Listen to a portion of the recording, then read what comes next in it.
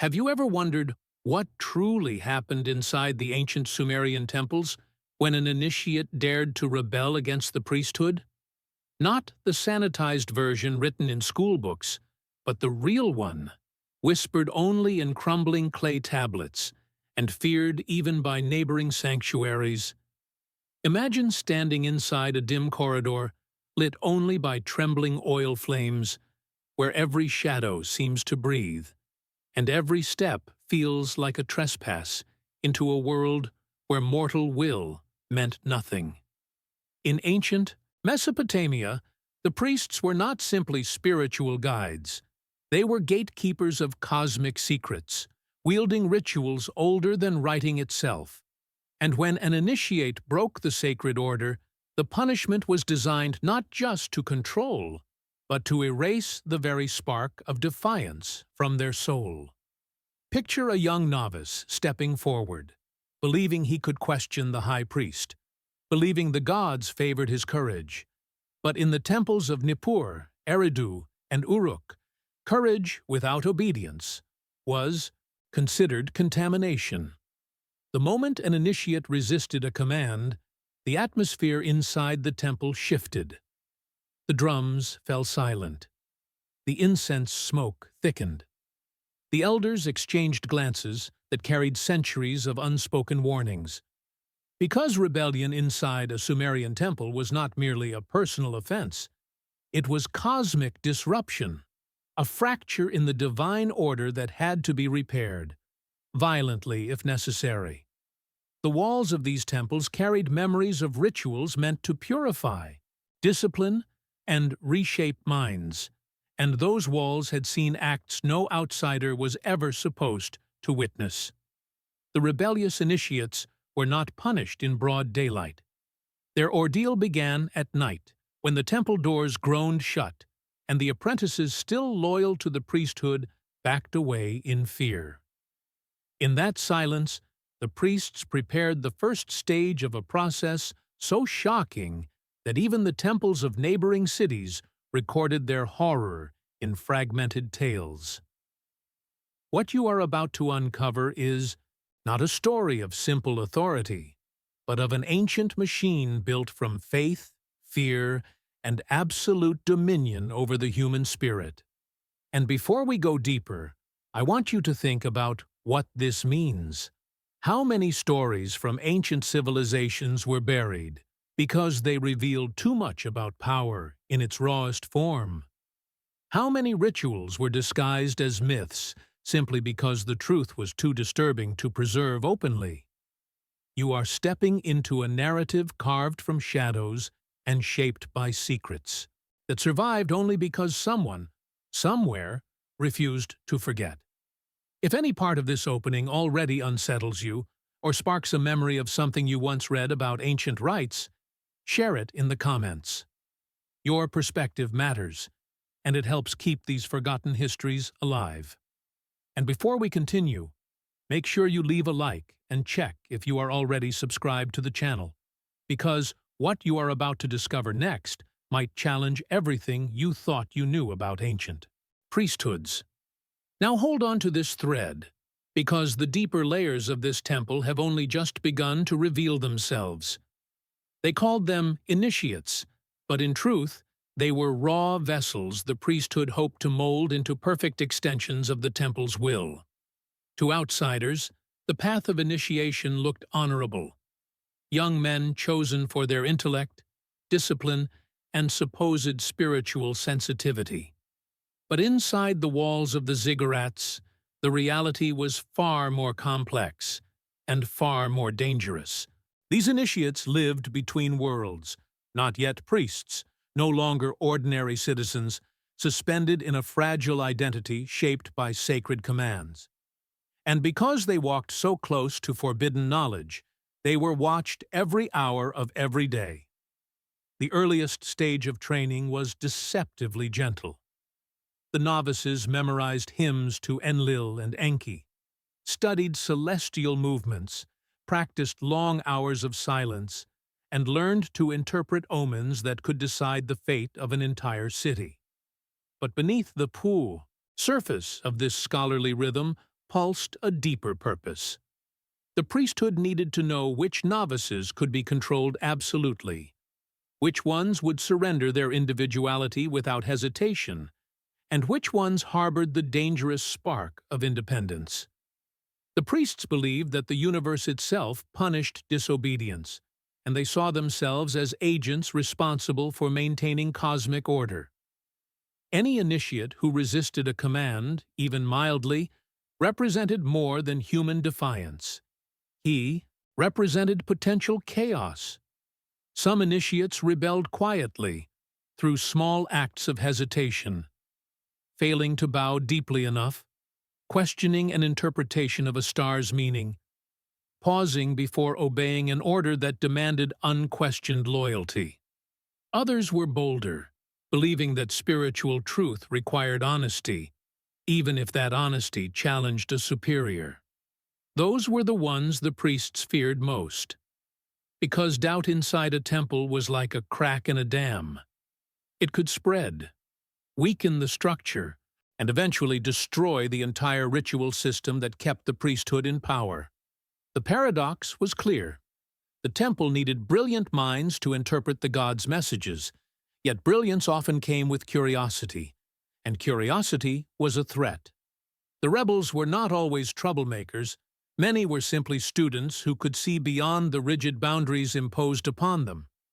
They sensed contradictions in the rituals, flaws in the hierarchies, or abuses of power hidden beneath sacred language. Once an initiate saw too much. The priests had to decide whether he could be reshaped, or whether he had to be broken. And so, while the daily routine appeared solemn and orderly, there was an unspoken tension beneath every lesson. The initiates slept lightly, always aware that a single misinterpreted gesture could draw the attention of the priesthood. They knew that somewhere inside the temple complex, hidden behind layers of stone and shadow, existed chambers reserved only for those who challenged the Yam, sacred order. These spaces were never mentioned, never acknowledged, but their existence was felt in the way older initiates lowered their voices or avoided certain corridors at night. The neighboring cities, Larsa, Kish, Lagash, whispered that the Sumerian priesthood of these grand temples possessed rituals capable of bending a person's will until the rebellious spirit cracked beneath its own weight. And whether those stories were exaggerated or not, one truth remained. No initiate who entered the priest's inner sanctums as a rebel ever returned the same. Some emerged obedient and hollow-eyed, others vanished entirely from the records, reduced to names scratched faintly into broken tablets. Every initiate understood this silently. Obedience was safety. Curiosity was danger. Rebellion was a doorway from which no one knew what stepped back through. And yet, some still crossed that threshold, unable to resist the need to understand what the priesthood was hiding behind its perfect, unshakable authority. The priesthood that ruled the Sumerian temples was far more than a group of spiritual leaders. It was a hidden hierarchy engineered to preserve absolute power. From the outside, the structure seemed simple. High priests at the top, ritual priests beneath them, and novices at the bottom. But inside the temple walls, the hierarchy branched into layers that ordinary citizens could never glimpse. Each layer guarded secrets that grew darker the deeper one descended, until the final chambers held knowledge considered too dangerous even for most priests. At the top stood the high priest, the link between the earthly realm and the divine, or at least the symbol of such authority. His presence alone demanded submission. Those who met his gaze often described the unsettling feeling that he saw more than their expressions. He saw the intentions hiding behind their thoughts. Beneath him were the senior ritualists, men entrusted with the most complex ceremonies, initiations, and punishments. Their duty extended beyond performing rites. They maintained the psychological machinery that ensured the temple's dominance. They observed every novice with clinical precision, marking down signs of loyalty or defiance as though recording omens in the stars. Below them existed an order rarely spoken of openly: the Watchers. These priests didn't lead ceremonies or teach sacred chants. Their role was far more subtle and far more feared. They moved through the temple silently, evaluating behavior, listening for whispers of doubt, noting which initiates hesitated or displayed signs of internal conflict. Their reports determined who was ready to ascend in the hierarchy and who would be subjected to the rituals meant to correct rebellion. The Watchers were the eyes of the temple, and nothing escaped them. Further down were the ritual keepers, guardians of the physical spaces where the secret practices occurred. They knew every hidden staircase, every sealed corridor, every underground chamber carved centuries before writing existed. Their duties included preparing these spaces for ceremonies no outsider would ever witness.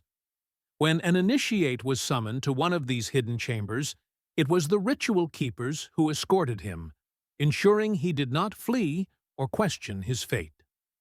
Their silence alone was a message. Whatever happened next was inevitable. And then, at the very bottom of the power structure, were the initiates, those fragile human threads woven into the vast machinery of divine authority. They studied, obeyed, and served, but they were also tested relentlessly. The priesthood believed that to handle sacred power, one needed to be stripped of all personal ambition, doubt, and individual will. Only then could an initiate ascend from mere servant of rituals to guardian of cosmic order. But the process of stripping away the self was not gentle, nor was it transparent. Many initiates had no idea that the priest's calm instructions and strict routines were actually psychological filters designed to reveal who could be shaped and who needed to be crushed. What made the hierarchy so formidable was not just its organization, but its unity. Each layer supported the next, creating a system in which questioning one priest meant questioning all. Once marked as a potential rebel, an initiate found himself surrounded by layers of authority he could not confront or escape. The senior priests would tighten their control. The Watchers would observe him more closely, and the ritual keepers would begin preparing the chambers where the temple broke those who refused to bow. The neighboring temples feared this structure because it was unshakable. No breach, no leak, no rebellion ever spread beyond the walls. Every initiate who defied the order was either reshaped, silenced, or made into an example so terrifying that others surrendered long before their will could even form resistance. It was this hierarchy, silent, shadowed, and endlessly vigilant, that transformed the Sumerian priesthood into a force even the gods were said to respect. They called it the Vigil of Mud and Silence, though no initiate dared speak the name aloud. It was the first punishment reserved for those who showed the earliest signs of resistance, too subtle for the full wrath of the priesthood, yet dangerous enough to demand immediate correction. When a novice questioned a command, hesitated during a rite, or displayed even the faintest flicker of independent judgment, the Watchers took note.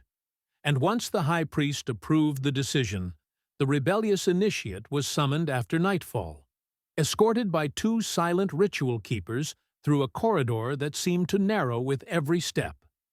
The chamber lay beneath the temple's lowest courtyard, carved long before the ziggurat above it even existed.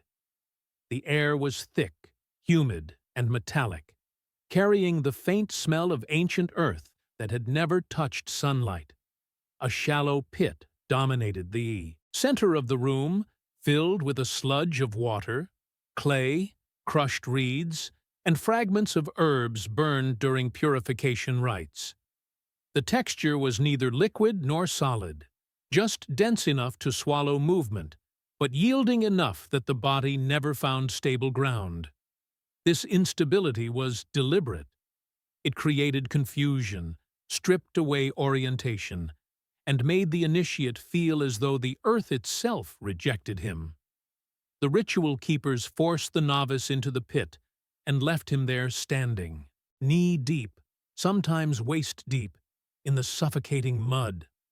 The surface rippled with every tremor of fear, every shiver of cold, and the more the initiate struggled to keep upright, the deeper his feet sank, until the mud clung to his skin like a living thing. Then the real trial began. The priests extinguished the torches one by one, their light dying slowly until the chamber turned pitch black, swallowing the novice in absolute darkness. The only sound was the rhythmic drip of water falling from the ceiling, echoing like a heartbeat in the void. The silence was intentional, crafted to erode the mind. Hours passed, though the initiate could not know how many. Some stood trembling, afraid to move. Others cried out for guidance. A few whispered prayers they barely remembered, their voices shaking. But the priests listened from behind the walls, noting every reaction. They believed that silence exposed the true nature of a soul, whether it sought defiance, surrender, or escape.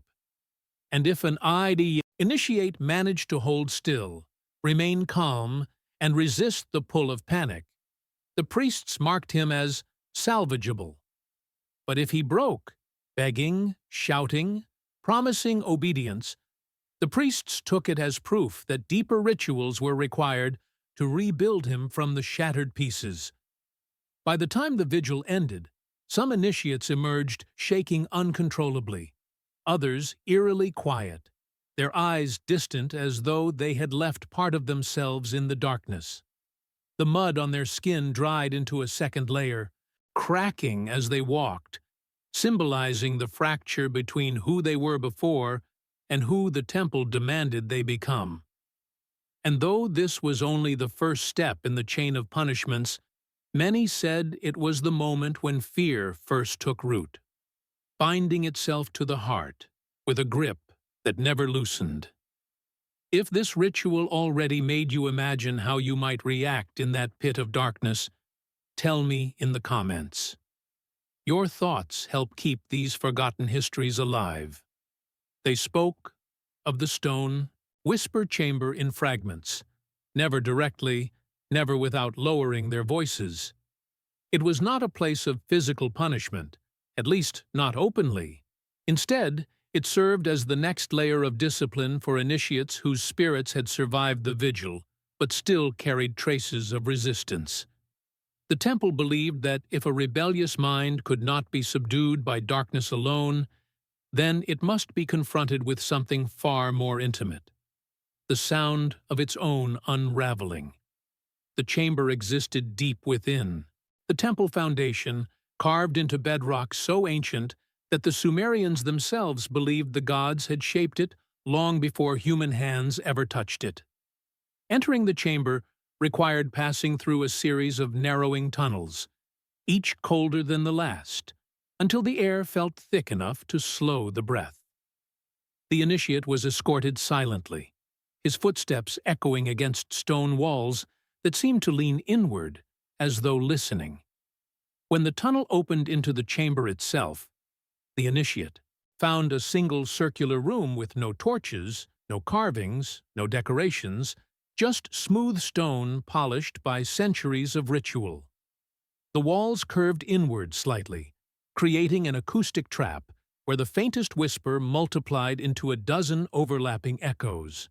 The initiate was instructed to kneel in the center, facing the wall, while the priests remained behind him, motionless and quiet. At first, the chamber seemed harmless, even peaceful. But the ritual began when the high priest murmured the initiate's name in a voice barely above breath. The sound bounced off the curved stone, splitting, bending, returning distorted. It slithered around the room, sometimes close enough to seem like it crawled across the initiate's shoulder, sometimes far enough to sound like a distant call. The priests repeated the process with fragments of hymns, warnings, and accusations, each whispered softly, but returning amplified and warped. This barrage of echoes was engineered to break the boundary between external sound and internal thought. The initiate could no longer distinguish the priest's voices from his own, nor tell whether the echoes were coming from the walls or from the recesses of his mind. Some described hearing their own fears spoken aloud in tones that did not resemble their voices at all. Others felt as if invisible presences circled them, reciting memories they had never shared. The chamber's acoustics manipulated every tremor of breath, every involuntary gasp, reflecting it back in ways that made the initiate feel exposed, dissected, and vulnerable.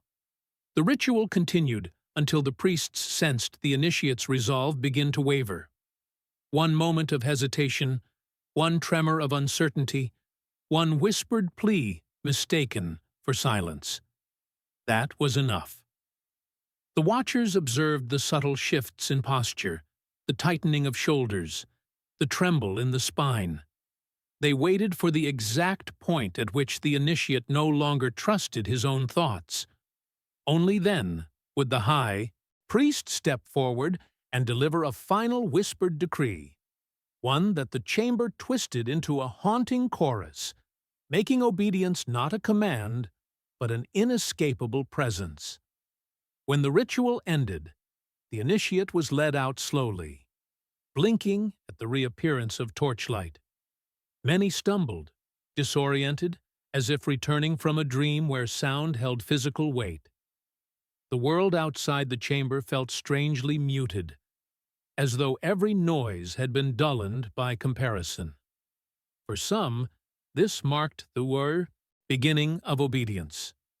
For others, the beginning of a quiet inner fracture. The chamber never harmed the body, yet it reshaped the mind with a precision no blade could match, leaving the initiate unsure whether his thoughts were truly his own or simply echoes the stone had taught him to obey. The trial of shadows was the centerpiece of the Sumerian temple's secret discipline, a ritual that determined whether a rebellious initiate could ever be reintegrated or would be cast into permanent obscurity. Unlike the vigil or the whisper chamber, this trial was public within the temple's hidden hierarchy. Only the high priest, senior ritualists, and the watchers were present. Yet the initiate's fear was made total by the knowledge that every silent observer could sense his thoughts, judging them without mercy. The trial was not merely about obedience, it was about control, about bending the will so completely that the individual ceased to resist even internally. The initiate was led into a circular chamber deep within the ziggurat, where the floor was carved with concentric patterns representing celestial bodies and the river of the underworld. The walls bore faint inscriptions, almost invisible in the flickering torchlight, describing the fates of those who failed. As the initiate entered, the high priest intoned a series of ancient names, long dead, each syllable resonating through the stone and reminding the initiate that rebellion had consequences that stretched across generations. These names were not random. They were ancestors, previous initiates who had failed, and those who had endured but carried hidden scars. The trial began with the initiate being asked to recount, in precise detail, every thought he had during previous rituals, every hesitation, every moment of doubt.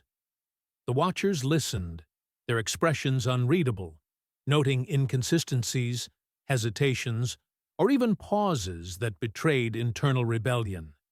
If the initiate tried to conceal or distort memory, the high priest would amplify the deception using a technique so subtle it was nearly imperceptible.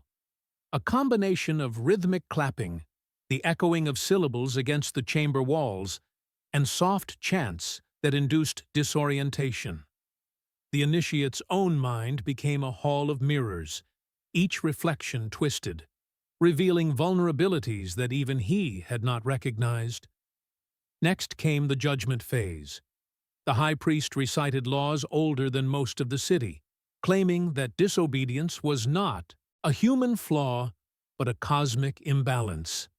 The initiate was forced to kneel on the carved stones, pressing palms against the etched patterns representing divine order. Here, the priests applied mental and physical endurance simultaneously.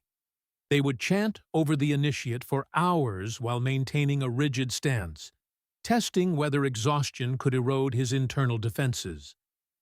The pattern was precise. The chanting changed rhythm unpredictably. The torches flickered to create shifting shadows.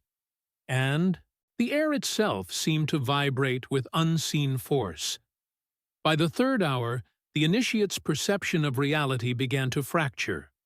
Voices blended, shadows seemed to move independently, and the lines between past rituals and present experience blurred. Those who emerged from the trial of shadows bore the marks not on their skin, but in their posture, in the way their eyes avoided the gaze of others, and in the quiet obedience that radiated from their movements. Those who failed were never humiliated, openly, but the record remained in the temple archives. Their names, deeds, and reactions were etched onto clay tablets hidden beneath the ziggurat, ensuring that every future initiate knew, in subtle whispers of legend, what awaited the defiant. The trial of shadows was more than punishment. It was a transformation, a process designed to rewrite the self so completely that obedience became instinct, and fear became both shield and prison. The ritual of painful purification was the stage where the temple turned defiance into a message written not in words, but in the body itself.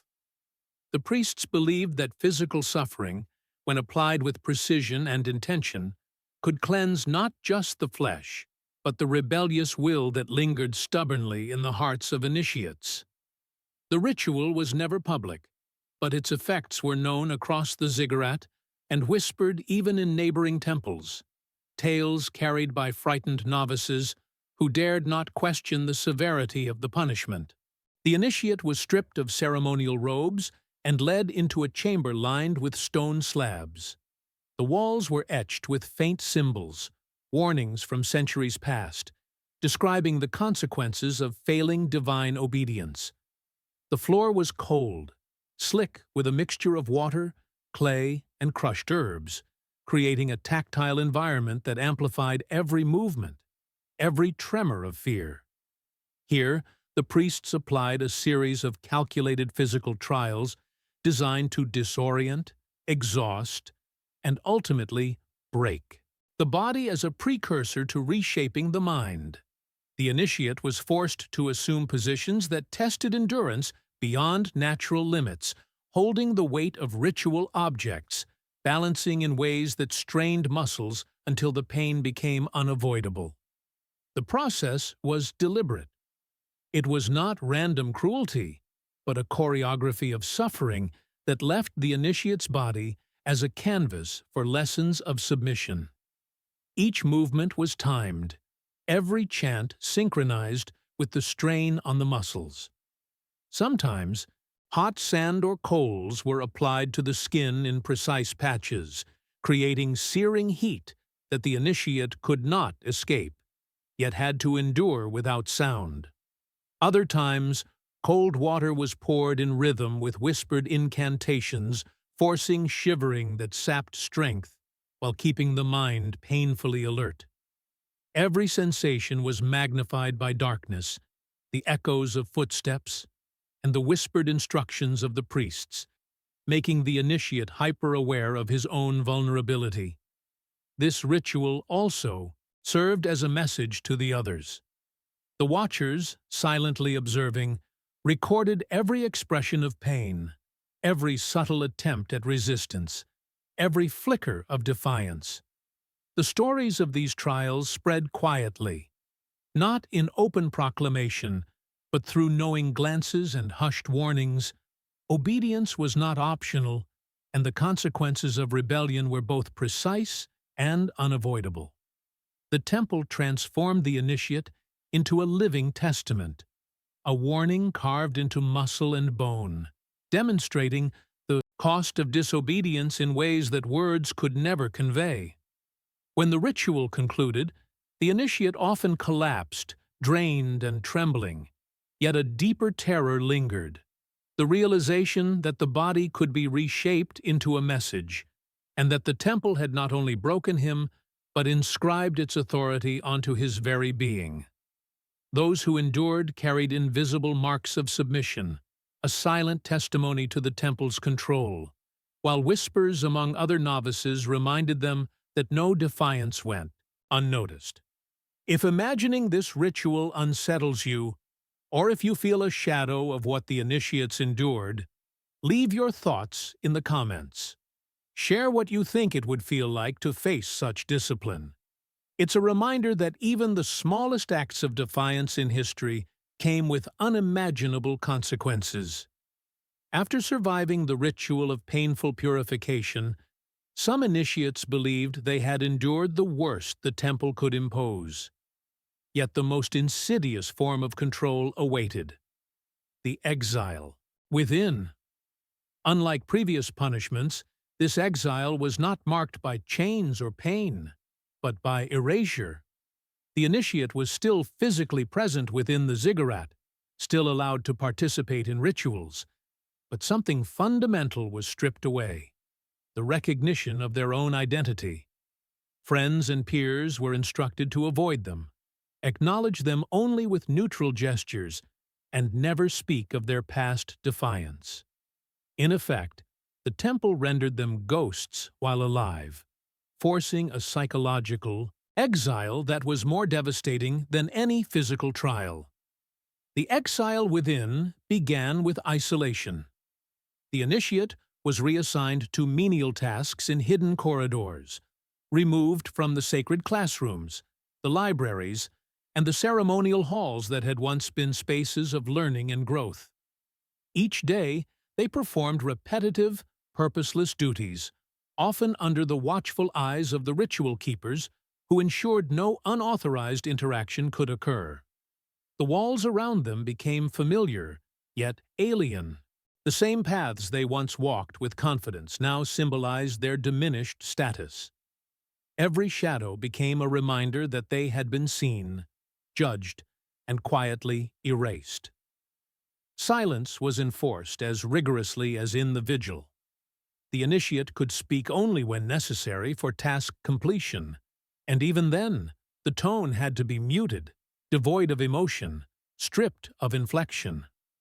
The priests believed that by enforcing silence, the mind would follow, internalizing obedience as a constant state rather than a temporary response.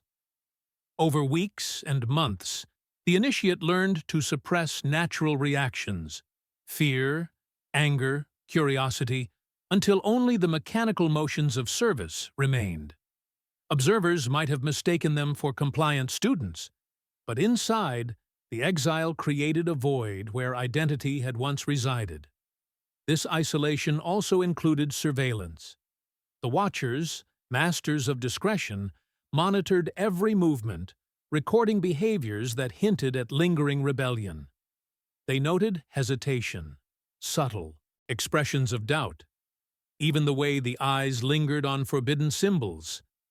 Any sign of resistance could trigger a return to harsher rituals, ensuring that the exile remained a living warning.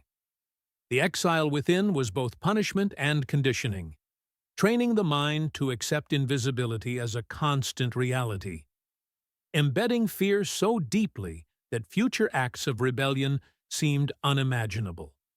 For those subjected to this exile, social bonds were replaced by the oppressive weight of observation and the eerie quiet of being present but unseen. Their peers' avoidance acted as a constant reinforcement, amplifying the sense that the initiate had become unmoored from human connection. Over time, some initiates internalized this erasure, speaking less, moving with caution, thinking carefully before every action. Yet even as the temple achieved control over behavior, a spark sometimes remained. Tiny flickers of resentment, hidden thoughts of defiance, faint reminders that the soul could endure even in ghostly isolation.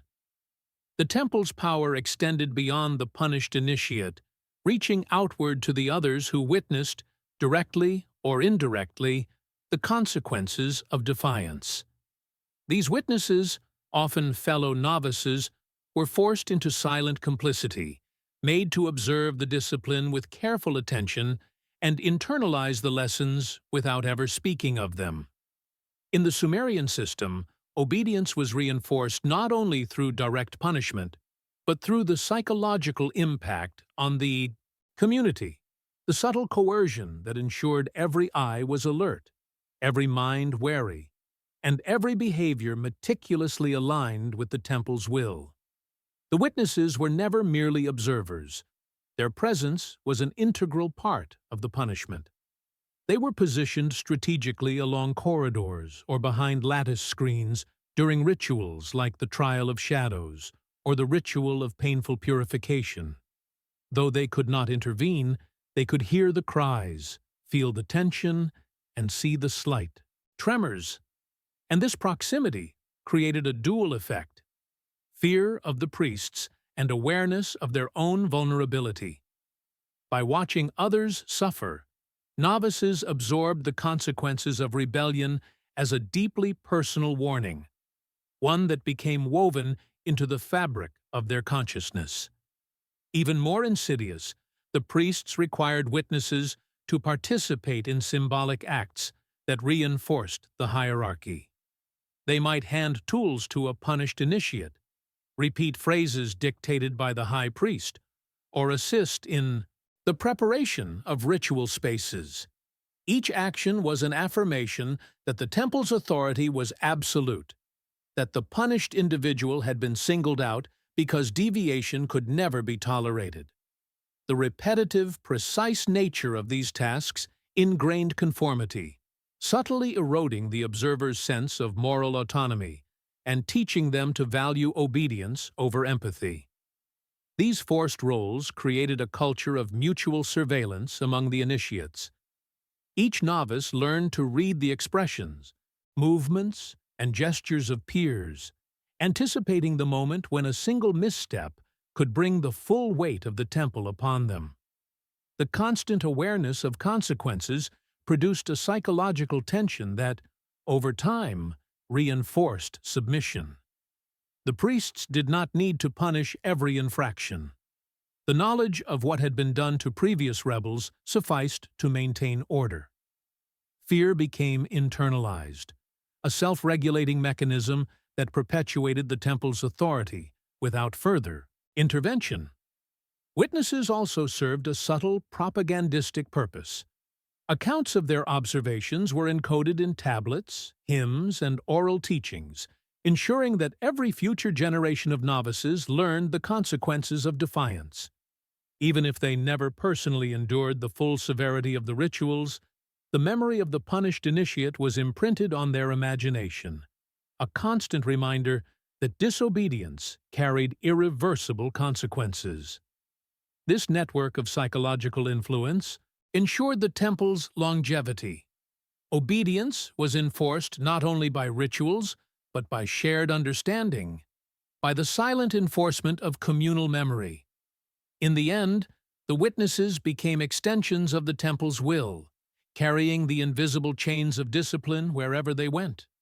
They internalized fear, memorized protocol, and transmitted the knowledge that compliance was survival. Through their silent complicity, the priests shaped generations, ensuring that rebellion was not merely punished, but socially and psychologically contained before it could ever take root. Finally, the deepest secret of the Sumerian priesthood revealed itself in the legacy left behind by these rituals. The punishments, exiles, and trials were not merely instruments of immediate control. They were mechanisms designed to transform the temple into a living, self-sustaining authority, where obedience became instinct and fear became a shadow that never left the initiate. The names of those who had rebelled were etched in memory, whispered among novices, and recorded in secret tablets, ensuring that their experiences shaped the minds of all who followed. The priests had created more than discipline. They had created a culture in which defiance seemed impossible, where every act of rebellion was contained, observed, and ultimately neutralized without the need for open conflict. Even centuries later, when the ziggurats had fallen into ruin, the traces of these practices could still be felt. Archaeologists discovered hidden chambers, fragments of tablets, and cryptic inscriptions that hinted at the precision and severity of the rituals. It was as if the very stones remembered the fear, endurance, and subtle defiance of the initiates. Each artifact became a testament to the balance the priests maintained between knowledge and terror, control and survival. Those who had once lived under the shadow of the high priest's authority had left traces of their resistance embedded in the very architecture, proving that even the most calculated power could not fully erase human will. For viewers watching today, this history holds more than academic interest. It serves as a reminder of the lengths to which authority will go to maintain dominance, and of the resilience of the human spirit even under extreme conditions. The rebellious initiates may have been silenced, transformed, or erased in the immediate sense, yet their experiences survived through ritual memory, architecture, and the quiet observations of witnesses who endured alongside them. Their stories challenge us to understand how power functions, how obedience is manufactured, and how fear can be wielded with surgical precision to shape behavior across generations. If you've stayed with this story to the end, I want you to pause and reflect for a moment. Leave a comment with your thoughts, even just a phrase like, "This message was for me," or "I can't imagine being there." Share how this narrative affected you. It helps keep these histories alive. If you found this exploration of the Sumerian temples revealing or shocking, leave a like to show your support, and make sure you're subscribed so you don't miss future journeys into history's darkest secrets. And if you're ready to continue uncovering hidden truths, there's a video waiting that complements this one perfectly. Click and keep exploring with me. The shadows of the past still have much to teach, and together, we can illuminate them.